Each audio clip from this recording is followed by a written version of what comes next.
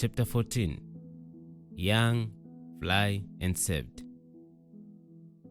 Understanding that God is our first love for us to relate to people helps us to keep relationships and make them flourish. You must live with people to know their problems and live with God in order to solve them. Peter T. Forsyth. Peer pressure can be a factor that causes many young people to go to the wrong direction when it comes to life relationships. I've often found myself wondering why we attract the people we draw. Am I in the wrong place at the wrong time? I've realized that carrying yourself how you want to be recognized is important. I may not often be approached by people I would love to contact me, but I have realized it is out of respect. Love your neighbor as you love yourself. In Matthew chapter 22, verse 39, this shows us that one can only love as much as they love themselves. If we demote ourselves, it will be inevitable to diminish others too. Invest your youth time in making it count before old age comes and you end up saying, I don't enjoy life anymore. Ecclesiastes chapter 12 verse 1.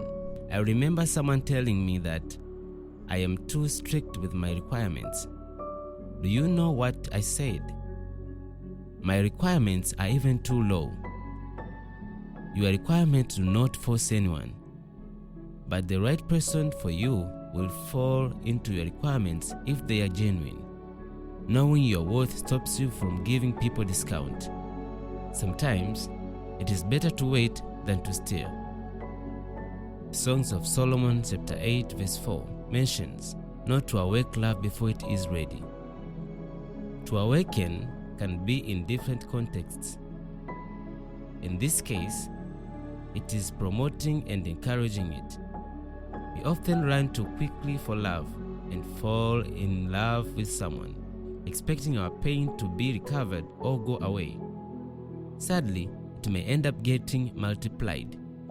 It is best to surrender all at His feet before committing to fit in His life. Do not give your heart to a human being before you surrender it to God. It is better to take refuge in the Lord than to trust in princes. Psalms chapter 118 verse 9. I have encountered several excuses and barriers that many young people quote as to why they do not draw closer to the faith.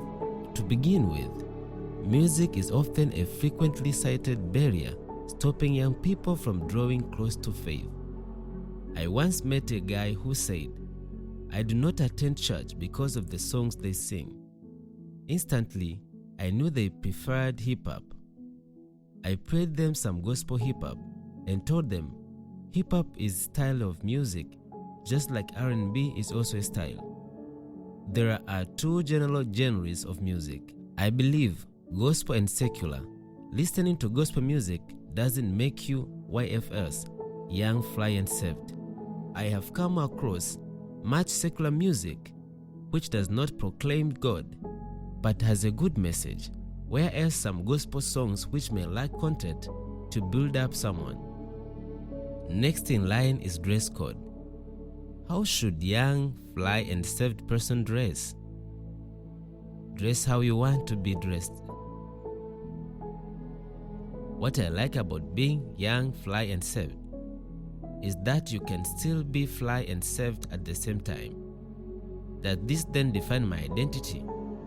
To be young, fly, and saved is not losing your youth days by strictly being saved, that you miss out on the vibrancy of youth.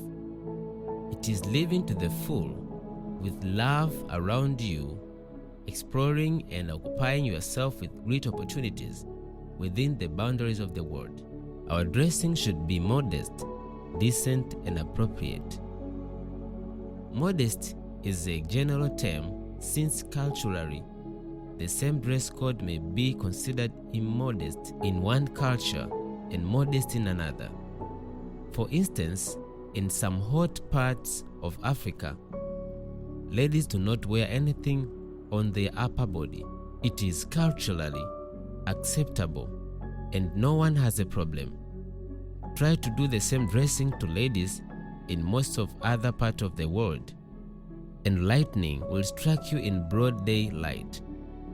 I believe this is a reason why Paul said when he went to those under the law, he behaved as if he was also under the law, so that he could win them over to Christ.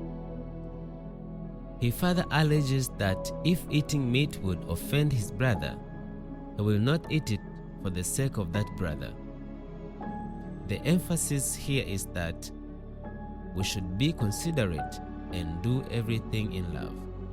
Appropriate dressing is a term whose application is determined by specific occasion. For instance, it would be appropriate to wear your wedding gown during your wedding, and that may be the end of that dress and you.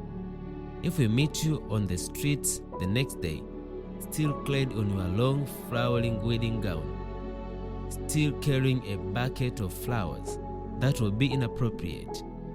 Similarly, we would not expect you to go to work or church in your swimming costume, or go swimming in your suit and tie. Appropriateness is key in dress code.